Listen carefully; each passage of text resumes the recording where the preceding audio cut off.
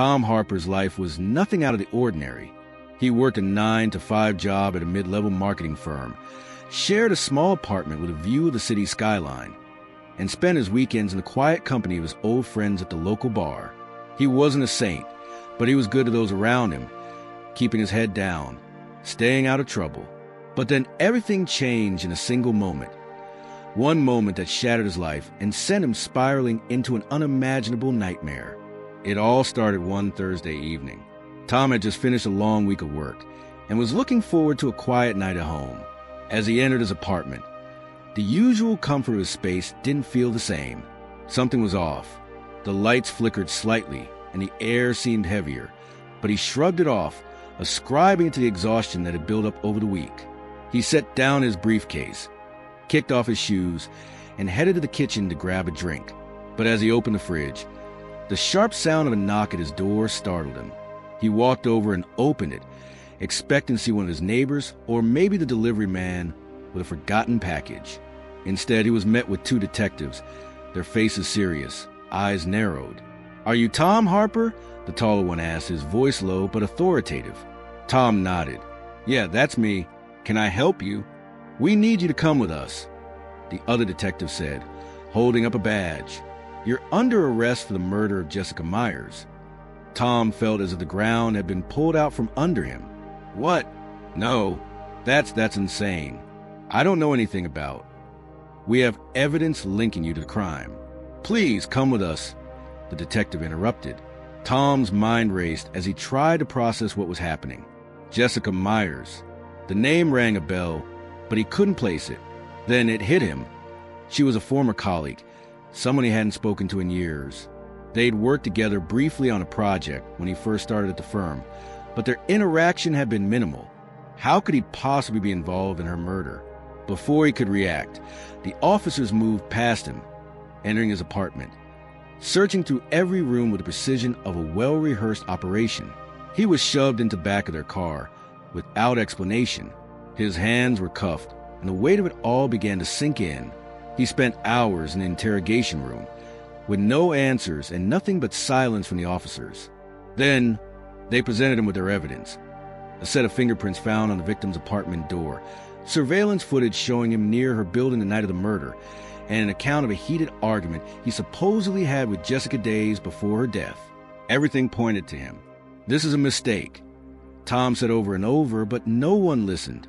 His words fell on deaf ears, drowned out by the overwhelming tide of fabricated evidence and circumstantial connections. His lawyer, a man he barely knew, was no help either. He seemed as lost as Tom felt, a mere pawn in a system that had already decided his fate. The following days were a blur of court appearances, media coverage, and mounting pressure. His friends and family couldn't understand it either. Tom had no alibi, no solid defense to offer. It was as if the universe had conspired against him. And yet, deep down, he knew one thing. He was innocent. Days turned into weeks, and Tom's world seemed to crumble further with each passing hour. He was charged with murder, his name dragged to the mud in the media, and the once quiet life he had built for himself seemed like a distant memory. His co-workers, the people who had once greeted him with smiles and casual chit-chat, now avoided his gaze, speaking behind his back with judgment in their eyes. They had all assumed he was guilty, and that assumption alone had ruined him. Tom's lawyer, Mike, had done his best to argue his case, but even Mike seemed defeated. The evidence against Tom was overwhelming. Fingerprints at the scene, surveillance footage, phone records, and the supposed motive of a fight with Jessica just days before her death. No matter how much Tom protested his innocence, no one seemed to believe him. The worst part was that he couldn't even defend himself properly. He didn't know how his fingerprints had ended up on Jessica's door, nor did he remember ever having any argument with her. The phone records were a mystery. He'd never called her, but there it was, in black and white, an incoming call to her phone the night of her death. It was as if someone had orchestrated this entire thing to frame him. In the days following his arrest, the truth began to dawn on him. He wasn't just a random target. This was no coincidence. Someone had carefully, methodically planted evidence to ruin his life. The question was, who and why? His days in the jail cell were long and lonely. Every day felt like a lifetime, and the nights were worse, filled with the darkness of his thoughts. He began to replay every detail of his life, every interaction, every event, looking for any clue that might explain how he had ended up in this nightmare. His mind spun in circles. What had he missed? Who had he wronged? Was there someone from his past who wanted him to pay? Then one day, as he sat in his tiny cell, something clicked. He had never been involved in Jessica's murder, but there was someone who did have a reason to frame him. Someone who had always been just a little too perfect, a little too polished, and a little too eager to see him fail. Richard had always been the type of person who played by the rules of power. He was the head of the marketing department, a man with sharp business acumen, but also with a dark side. Tom had always felt that Richard treated him with a mix of mild contempt and distant curiosity. It was subtle at first, small comments, little jabs that Tom had brushed off. But now, in the quiet of his cell, the realization hit him hard. Richard had everything to gain from Tom's downfall. Richard had always been dismissive of Tom's potential. He had been passed over for promotions in favor of others who were more obedient, more willing to bend the rules for Richard's gain. It wasn't just a matter of professional rivalry. It was personal. Richard had been threatened by Tom's ambition, and with his carefully constructed world at risk, he needed to take Tom out. But framing him for murder? That was something else. It was a brutal and calculated move, one that would ensure that Tom would never have the chance to fight back. Richard had the resources, the influence, and the cold-blooded mentality to pull something like this off. And it wasn't just about silencing Tom. It was about making sure that no one could ever threaten Richard's position again. Tom's anger grew like a slow-burning fire inside him. The more he thought about it, the more the pieces of the puzzle fit. The phone call, the manipulated footage, the sudden disappearance of key evidence that might have cleared him, all of it pointed to Richard, the man who had always kept Tom on the outside, the man who had always belittled him. Richard had orchestrated this, and now he would pay. Tom spent the following weeks in solitary confinement, the pressure of his situation pushing him to the edge. But amidst the isolation and despair, something inside him changed. He had always been a passive observer in his life, someone who let things slide, someone who didn't speak up when it mattered. But now, as he sat in that small concrete cell, he felt a surge of power. He had nothing to lose anymore. His reputation had been destroyed, his future stolen from him. The world had already turned its back on him. But what if he could destroy Richard the same way Richard had destroyed him? The idea of revenge wasn't a fleeting thought. It became his obsession. Tom wasn't going to be the man who sat back and let his life be taken away. He would take back control, not just by clearing his name, but by destroying everything Richard held dear. The marketing empire Richard had built, the carefully maintained image of success. Tom was going to tear it all down, piece by piece. His first step was to get out of prison, but that would take time. So Tom began a plan. He used his mind to its fullest extent, observing every detail of the case, every weakness, every flaw in the system that could be exploited. He began to dig into the case files, reaching out to old contacts, asking questions, quietly gathering information. There was one thing he had that Richard didn't: time. And with time came strategy. Tom knew that the only way to truly get back at Richard was to expose him for the fraud he was. But to do that, he needed the evidence. He needed to connect Richard to the crime, to show the world that the great and powerful Richard Stone wasn't just a corporate kingpin. He was a criminal. But getting the evidence wasn't going to be easy.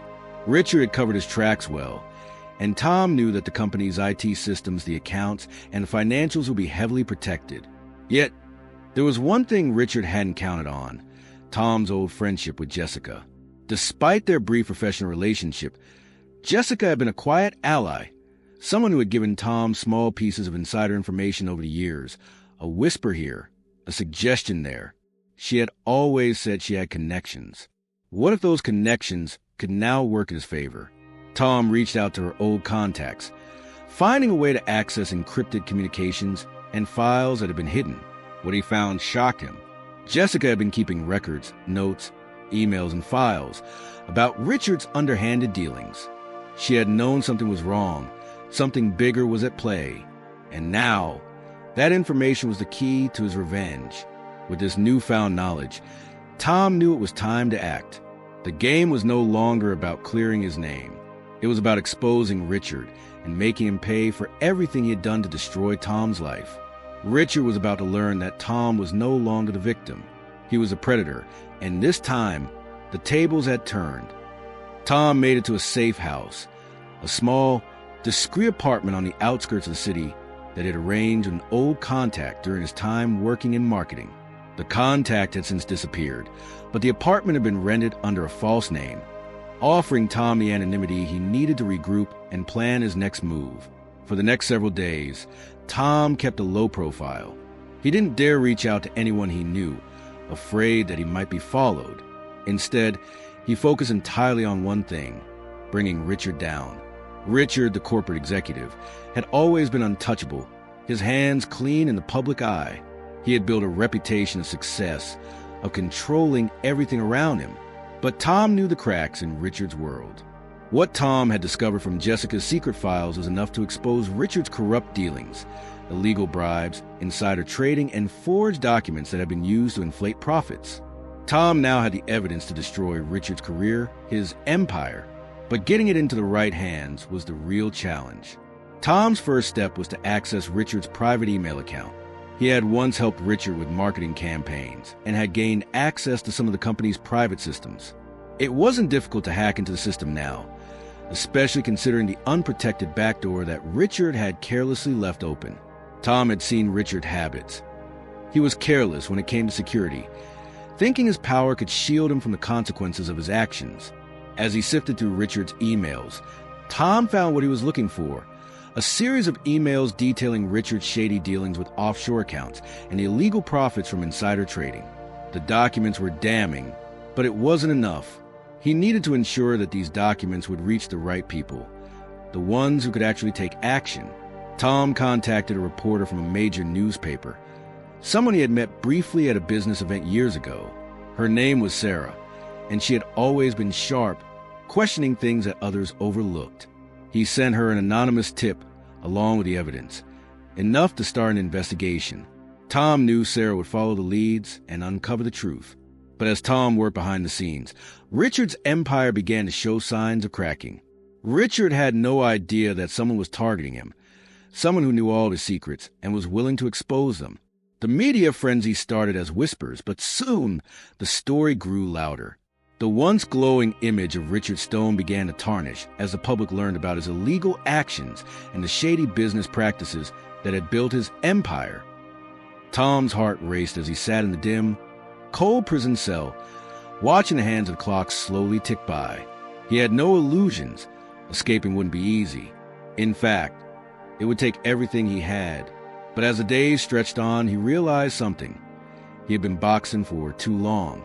It was time to break free, not just in the prison walls, but from the nightmare that had been his life for the past several weeks.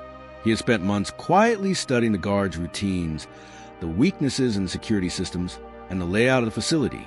Tom knew he wasn't the only one in prison with a desire to escape, but he was different. He wasn't just trying to break free from the system. He was trying to break Richard's stranglehold on his life. To do that, he needed a plan, one that would give him the time he needed to get out and put his revenge into motion. The plan itself was simple but risky. Tom would use the guards' overconfidence against them. He had been observing a particular guard, Officer Kelly, who was known for his laziness and tendency to take long, unscheduled breaks. Tom had noticed that during these moments, security cameras were often accidentally turned off for maintenance, or guards would be distracted by their phones or personal issues. All Tom had to do was capitalize on these lapses. One evening, when the shift change occurred and Kelly was distracted by a heated phone call about his sick mother, Tom made his move. He knew that timing was everything. Slipping out of the cell and into the maintenance hallway wasn't the hardest part. It was staying undetected. As he moved through the darkened halls, every step felt like an eternity. His pulse thundered in his ears, but his mind was laser-focused. Tom knew he only had a few minutes before the cameras would be back online, and before someone would realize he was missing. He reached the maintenance room and, with trembling hands, he hacked into the system. His old IT skills, which he had honed back at the marketing firm, came in handy. The system was outdated and full of gaps, and Tom quickly disabled security cameras monitoring the inner courtyard. Now came the hardest part, getting over the walls. Tom had memorized every inch of the yard. He had seen the guards' patrols and had noticed that one part of the wall, the corner near the farthest end of the yard, was unmonitored. It was a blind spot, an area where cameras were positioned in a way that made it impossible for guards to see anyone trying to scale the high fence. That was where Tom had to go. With all his strength, he climbed the fence. His hands ached as he gripped the cold metal, but he didn't stop. His mind kept flashing to Richard, the man who had framed him. "This is for you, Richard," he thought, pushing himself higher. "This is for everything you've done to me." He reached the top of the fence just as the sound of footsteps echoed from behind. Tom held his breath, praying that the last guard wouldn't look up at the right moment. His heart hammered in his chest as he swung his legs over the top and dropped to the other side. Freedom. The moment his feet hit the ground on the other side of the wall, a flood of adrenaline coursed through him. Tom knew he didn't have much time. He had to keep moving. Tom could feel the storm brewing as the media picked up on the leaks. Richard's carefully crafted public persona, the image of the successful, ethical businessman, began to crumble piece by piece. The news outlets ran story after story, each one more damning than the last. Investigations were launched. The government stepped in. Investors started pulling their money. And the board of directors, once so loyal to Richard, began to question everything they had believed about the man at the helm. Tom had been watching from a distance, keeping track of every development. But there was one thing he hadn't anticipated: Richard's desperate moves to protect himself. As the pressure mounted, Richard started to spin his own narrative. He publicly denied the allegations, claiming that he was the victim of a smear campaign. He made public statements about how his company was under attack by disgruntled former employees. He even suggested that someone had framed him, using the very same language Tom had used when he was first arrested. Richard's arrogance hadn't let him realize that the walls were closing in. But it wasn't just Tom's revenge that was taking down the empire. It was the truth. Tom didn't need to act anymore. The world was doing his work for him. The media had uncovered Richard's offshore accounts, his fraudulent business deals, and the millions in bribes he'd accepted from competing companies. Investigators were digging into his past, unraveling the web of corruption he had woven over the years. Within weeks, Richard was forced to resign from the company he had built. His name, once synonymous with success, was now associated with scandal. But the most satisfying blow came when the federal authorities issued an arrest warrant for Richard. Tom had expected Richard to fight until the very end, but the shock of the investigation had taken its toll. The man who had made millions by crushing others was now on the run, hiding from the consequences of his actions. Richard's world crumbled faster than anyone could have predicted. Once an untouchable corporate kingpin, he was now a fugitive, his wealth seized by the government, his reputation destroyed. His name was plastered all over the news, his downfall a cautionary tale of power, greed, and betrayal. For Tom, it was the closure he had been waiting for. The revenge wasn't just about bringing Richard down. It was about reclaiming his life. His name was no longer tied to a crime he didn't commit. Instead, he was becoming a symbol of resilience, of someone who had been wrong but refused to stay down. The press began to turn their attention toward him, asking questions about how he had been framed and how he had taken down one of the most powerful men in the corporate world. But Tom wasn't interested in the spotlight. He didn't need recognition. The satisfaction of seeing Richard's empire fall was enough for him. With Richard Stone out of the picture, Tom's life slowly started to find its rhythm again. He had been to hell and back, but now he was finally free. He didn't go back to the marketing world. Not right away. The corporate system had let him down once, and he wasn't going to trust it again. Instead, Tom found a new purpose. He reached out to the people who had supported him during the darkest days, the friends who believed in him, the old contacts who had helped him gather evidence, and even the reporter, Sarah, who had ensured the story got the attention it needed. Together, they started a nonprofit dedicated to helping victims of wrongful imprisonment and corporate corruption. Tom knew that there were countless others out there who had been crushed by powerful people, just like he had been. He wanted to use his experience to make a difference. The nonprofit grew, gaining recognition for its work in exposing corruption and advocating for legal reform. Tom didn't need revenge anymore. What he needed was to make sure that no one else would ever have to suffer as he had. He wanted to ensure that the systems that allowed people like Richard to thrive at the expense of others were torn down, piece by piece. Years later, Tom stood on the stage at a charity gala, giving a speech to a room full of people who had supported his cause. As he spoke, he thought back to that moment in his apartment when the police had arrived to arrest him. He thought about the overwhelming despair, the feeling of being trapped in a system that had already decided his fate. And then he thought about how he had taken back his life, not through violence or chaos, but through patience, intelligence, and the courage to stand up against those who would do anything to protect their power. Sometimes, Tom said into the microphone, the hardest battles we fight are the ones where we're up against forces bigger than ourselves. But every fight is worth it if we're fighting for the truth. The applause that followed was loud, but Tom didn't hear it. He was too focused on the peace he had finally found within himself. Richard Stone had been his enemy, his tormentor. But in the end, Richard had become the instrument of Tom's redemption. By bringing him down, Tom had not only cleared his name, but had also built something lasting. Something that could help others who had been wronged the way he had. In the end, Tom didn't just get revenge. He found a way to transform his pain into something positive. He didn't let the world define him by the crime he hadn't committed. Instead, he defined himself by the fight he had waged and the person he had become in the process. And as the crowd cheered, Tom knew that he had finally, truly, taken back control of his life. If you enjoyed this story, don't forget to like, subscribe, and hit the bell icon so you never miss an update. Share your thoughts in the comments below. What would you have done in this situation? We'd love to hear from you.